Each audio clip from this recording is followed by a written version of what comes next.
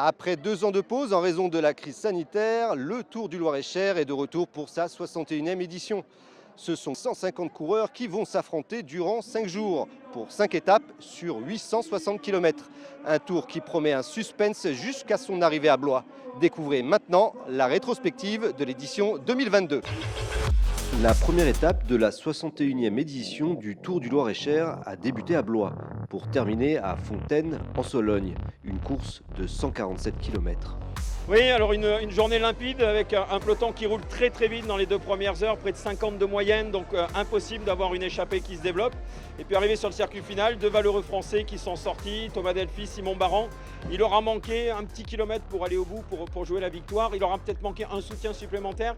Et puis les équipes de sprinteurs ont vraiment calculé au plus fin puisqu'ils les ont repris quasiment à la flamme rouge.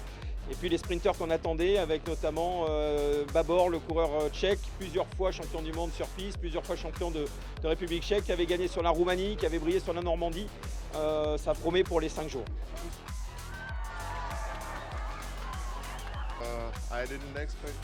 Je ne m'y attendais pas du tout, car c'est ma première course ici. Aussi, je n'étais pas très bien échauffé, donc vraiment, je ne m'y attendais pas. Je viens de faire le tour de Normandie et c'était un peu difficile. C'était plat et en plus, je voulais vraiment gagner cette étape ici. Il va y avoir du boulot demain, hein. Les étapes longues arrivent, donc il va falloir sans doute rouler très tôt dans les 2 jours qui viennent. Donc on a hâte d'être à demain parce que le Tour du Loir-et-Cher ne fait que commencer et beaucoup de choses peuvent se passer.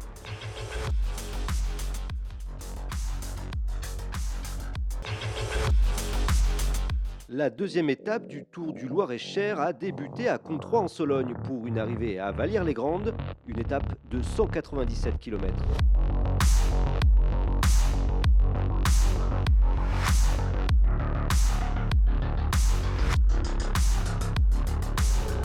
Une magnifique étape de 197 km. Un scénario classique, une échappée qui part très tôt, kilomètre 15, avec des garçons forts. On pense notamment à Rico Tema, le coureur néerlandais qui arrive encore à faire 3e à l'arrivée. Et puis le renfort qui vient de l'arrière sur un circuit final assez sinueux, assez compliqué. Il y a eu des chutes, on pense notamment aux Britanniques de Saint-Piran qui ont perdu 2 éléments au plus chaud de la bataille. Et puis les hommes forts du Tour qui ont émergé dans les derniers kilomètres. Aaron Gate, le champion du monde sur piste, qui est venu vraiment s'écrouler dans les 50 derniers mètres. Il était encore en tête dans ce groupe de 6 qui était revenu de l'arrière. Il s'est vraiment posé à 50 mètres. Et puis on a Nielsen qui vient gagner, notre coureur danois qui redescend du World Tour pour une petite seconde. Je suis très heureux d'avoir cette victoire. Ça a été un peu difficile pour moi ces dernières années d'avoir été dans le World Tour et de descendre dans une équipe plus petite. Donc prendre une victoire maintenant, c'est extrêmement important pour moi. Mon maillot jaune va être très difficile à défendre. Et puis c'est la première fois pour moi d'être en maillot jaune. Donc ça va être un peu drôle demain d'être sur la route avec ces couleurs. On est vraiment dans le vif du sujet. Demain et après-demain, il y a 2 très longues étapes. Les écarts sont infimes au classement général. Il va se passer beaucoup de choses sur les 3 dernières étapes.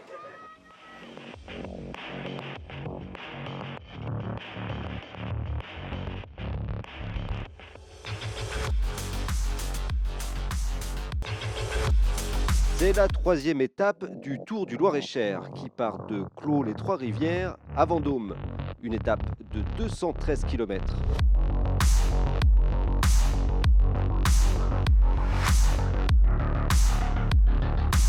Une folle journée, comme on en vit rarement sur une course cycliste, 213 km. C'est le jour le plus long du Tour du Loir-et-Cher. Et puis tout s'est emballé dans les 40 derniers kilomètres. Aaron Gate, 3e du général, qui tente sa chance et qui crée une bordure. Ensuite, on a l'entrée donc dans Vendôme avec le chemin calcaire. Le maillot jaune qui casse sa roue. Les assistants qui sont au bout du chemin, qui n'arrivent pas à réparer rapidement. Et le maillot jaune perd plus de 2 minutes. Le 2e du classement général, Rico Tema, qui devait prendre le maillot, qui craque dans les derniers kilomètres. Et puis on a un super Jesper Paletsen, donc un jeune coureur danois qui gagne l'étape et qui vient se positionner à 3 petites secondes au classement général de Michael Kruppele, le champion de République tchèque. C'est vraiment bon de gagner, d'autant plus que c'est ma première victoire en UCI. Ça fait longtemps que je n'avais pas gagné une course comme celle-là, donc c'est vraiment super. Et en plus, je suis très proche du maillot jaune, donc je suis satisfait. spécialement sur ce type de circuit.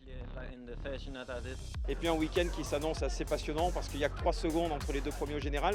On a une bande de Français, de jeunes Français qui sont à 25 secondes, qui peuvent encore faire changer le général et bouleverser la course. Je pense à Valentin Rotaillot, notre champion de France espoir, qui a failli gagner l'étape, qui a été repris dans les derniers kilomètres aussi. Donc tout est encore possible, ça nous promet un week-end passionnant.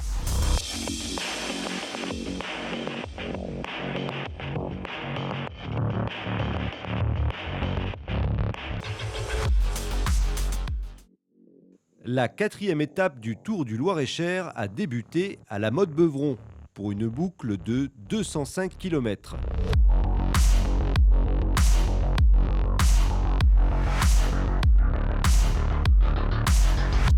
Longue étape, scénario classique avec une échappée qui a quand même mis du temps à sortir. On a attendu quasiment 80 km, les 2 premières heures ont été très rapides.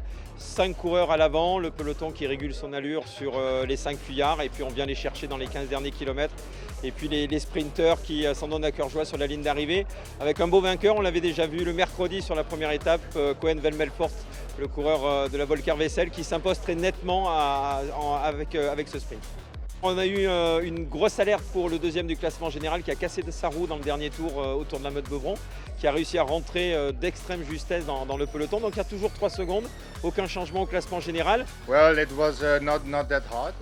Ce n'était pas si difficile, c'était plutôt rapide et ça freinait fort aussi. C'était une course très combative. Le final était très chaotique parce qu'il y avait pas mal de blessés avec tous ces obstacles sur la route. Après une grosse chute, j'étais même devant, donc ça allait. Mon équipe a fait le boulot. Tous les voyants sont ouverts avant l'étape de demain qui s'avère quand même extrêmement compliquée. Un circuit urbain autour de Blois avec un circuit casse-pattes, difficile à contrôler un peloton. On n'a toujours que 6 coureurs par équipe, donc tout est possible dans le final. Une échappée qui part de loin, des garçons qui sont à 50 secondes au général qui renversent la course. Ça s'est déjà vu, Yann Barta il y a 3 ans avait gagné le Tour du Loir-et-Cher le dernier jour, donc tout est possible encore demain autour du circuit de Blois.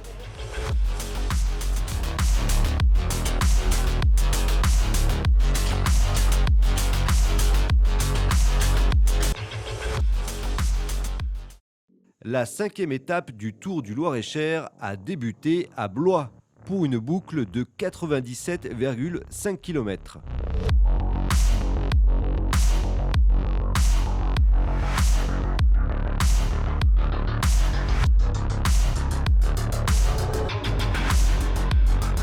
Résumé du jour, aucun risque pour le maillot jaune qui a formidablement géré avec toute son équipe. On s'est vraiment intéressé à la 2e place du général, ça se joue à la place puisque le 2e et le 3e finissent à 21 secondes. Donc il y a Pedersen qui est repassé 2e par rapport à Van Melfort, le sprinter néerlandais. Je n'avais jamais imaginé gagner. En fait, le sprint groupé, ce n'est pas un exercice facile pour moi. Mais le finish avec la côte, c'était pas vraiment un vrai sprint. Mais il fallait que je m'accroche. Je l'ai fait. Puis Valentin Rotaillot qui a grimpé seconde après seconde aujourd'hui, qui vient chercher la 2e place de l'étape, ce qui lui permet d'être 3e au général et meilleur jeune. C'est vraiment un nom à retenir, l'une des pépites du cyclisme français de demain.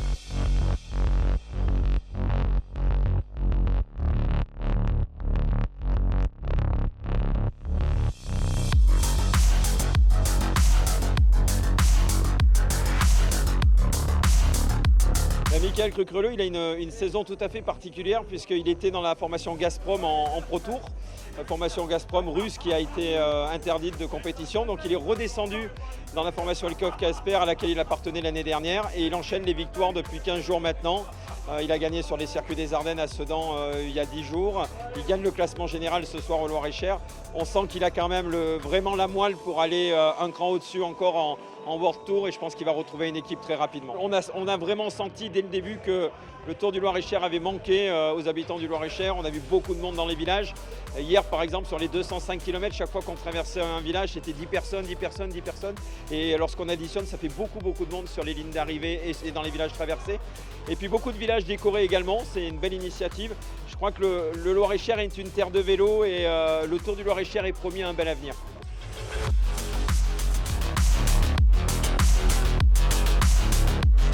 Voilà, le Tour du Loir-et-Cher 2022, c'est fini. On se retrouve l'année prochaine pour l'édition 2023 et ce sera sur TV Tour Val de Loire.